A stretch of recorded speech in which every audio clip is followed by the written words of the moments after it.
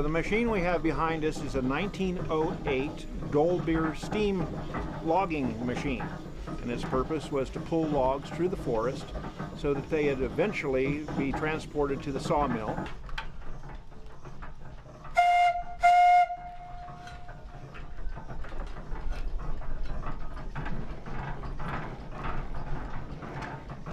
So this steam engine operates essentially by a wood fire boiling a steep kettle full of water, creating steam.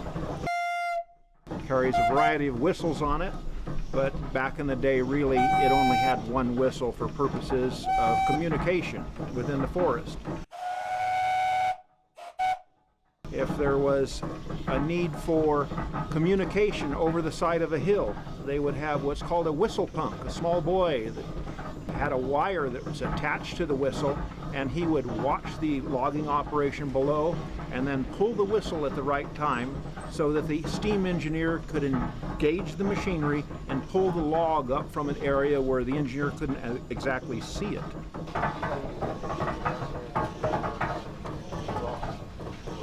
So what we will be doing is a demonstration of how this machine actually moved logs through the forest.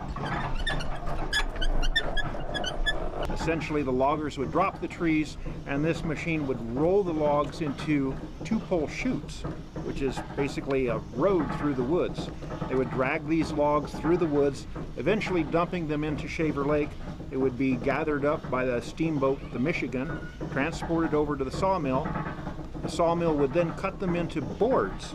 The boards would then be dried, and after a period of time, when they had sufficient buoyancy, they would kick them into the flume.